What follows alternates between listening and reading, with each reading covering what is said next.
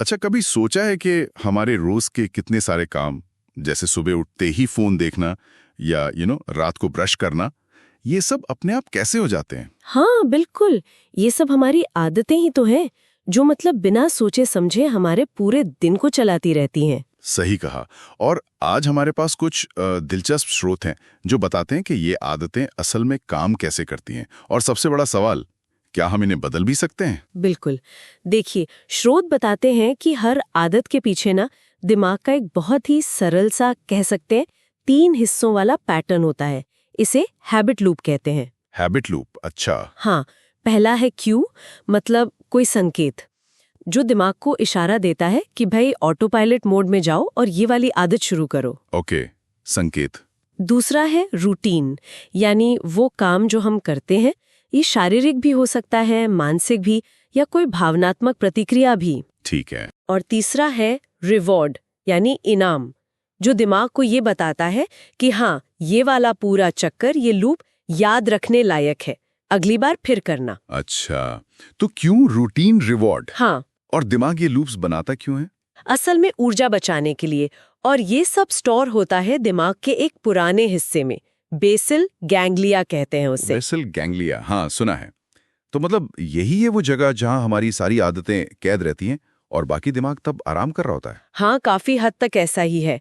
और इसका एक बड़ा ही चौंकाने वाला उदाहरण यूजीन नाम के एक व्यक्ति का मिलता है। ओह हाँ, यूजीन का केस। उसकी याददाश्त चली गई थी ना? हाँ, एक बीमारी की वजह से वो मतलब कुछ मिनट पहले क्या हुआ ये भी याद नहीं रख पाता था, अपने डॉक्टर को नहीं पहचान पाता था हर रोज। बाप रे। लेकिन हैरानी की बात ये थी कि वो नई आदतें बना सकता था। हैं? बिना याददाश्त के कैसे? हाँ, जैसे वो रोज सुबह अपने घर के आसपास टहलने निकल जाता था और मजे की बात, बिना किसी मदद के वापस घर भी आ जाता था, जबकि उसे ये याद ही नहीं था कि उसका घर कहाँ है या उसका नक्शा कैसा है। अरे वाह, ये तो कमाल है।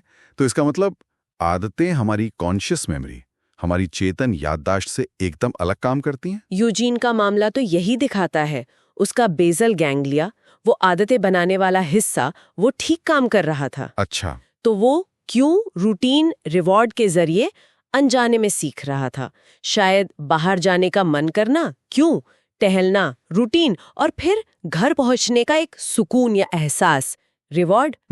ये दिखाता है कि आदतें कितनी गहरी, कितनी ज्यादा ऑटोमेटिक हो सकती हैं हमारे अंदर। तो फिर यहाँ एक बड़ा सवाल उठता है, अगर ये आदतें इतनी पक्की हैं, इतनी ऑटोमेटिक, तो क्या हम बुरी आदतों के जाल में हमेशा फंसे ही रहेंगे? मतलब उन्हें बदला जा ही नहीं सकता? नहीं नहीं, ऐसा बिल्कुल नहीं है। अच्छी बात यह है कि स्रोत आदतें बदलने का एक गोल्डन रूल बताते हैं। गोल्डन रूल क्या है ये?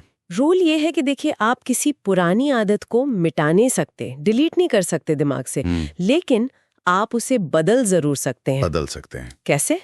तरीका यह है कि आप क्यों यानी संकेत और रिवॉर्ड यानी इनाम, इनको वही रखिए, इनमें कोई छेड़छाड़ नहीं।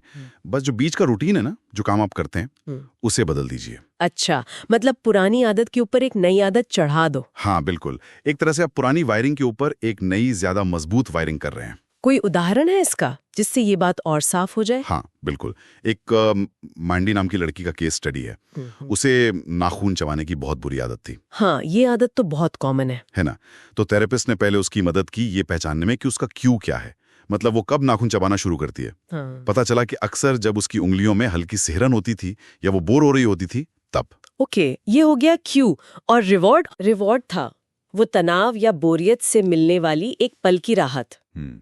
तो थेरेपिस्ट ने उसे सिखाया कि जैसे ही उसे वो क्यों महसूस हो, वो सिहरन या बोरियत, वो नाखून चबाने के बजाय कोई दूसरा रूटीन करे।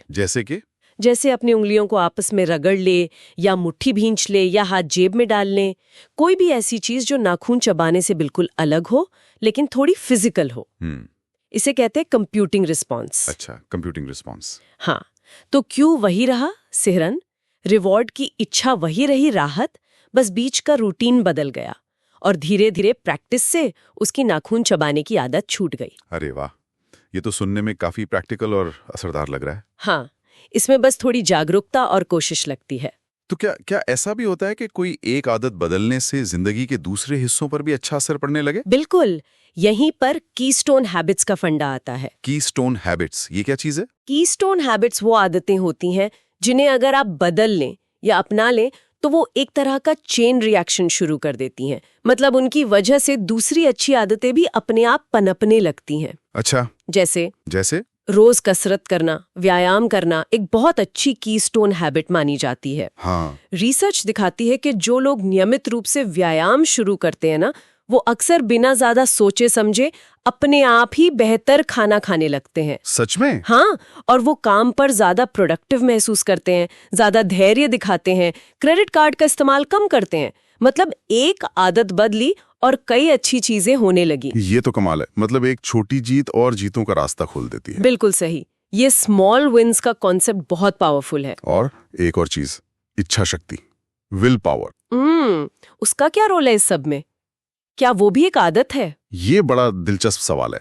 और शोध बताते हैं कि इच्छा शक्ति ना एक मांसपेशी की तरह है। मांसपेशी की तरह? मतलब जैसे मांसपेशी इस्तेमाल करने पर थक जाती है, वैसे ही इच्छा शक्ति भी दिन भर में इस्तेमाल होते होते कम हो जाती है। ओह, तभी शाम तक कुछ हल्दी खाने का मन नहीं करता।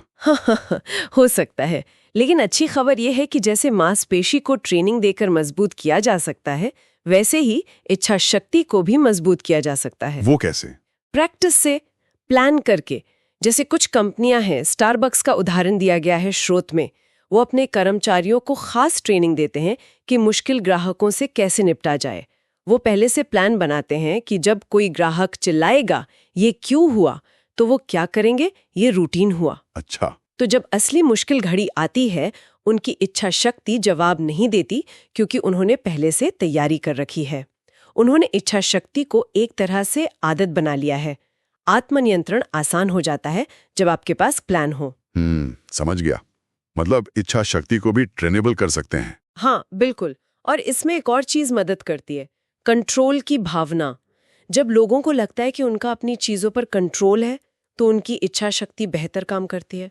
तो अगर हम आज की बात को समेटें, हमने इन स्रोतों से समझा कि आदतें बनती कैसे हैं, वो क्यों रूटीन रिवॉर्ड का चक्कर है जो दिमाग में चलता रहता है। हाँ, वो न्यूरोलॉजिकल लूप। और सबसे अहम बात कि इन्हें बदला जा सकता है, वो गोल्डन रूल इस्तेमाल करके, रूटीन बदलकर। सही। और कीस्टोन हैबिट्स की ताकत को समझकर जो बाकी जिंदगी को भी सुधार सकती हैं।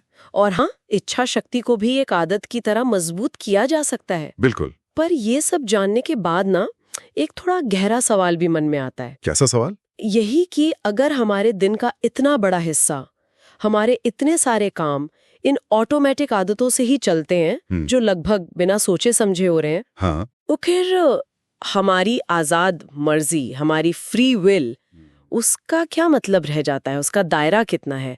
हम अपने उन कामों के लिए कितने जिम्मेदार हैं जो हम आदतन करते हैं, शायद अनजाने में ही।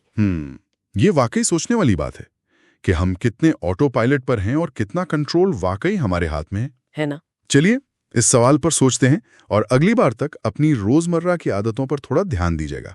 क्या पता अपने बारे में ही कुछ नया और दिलचस्प पता चल जाए।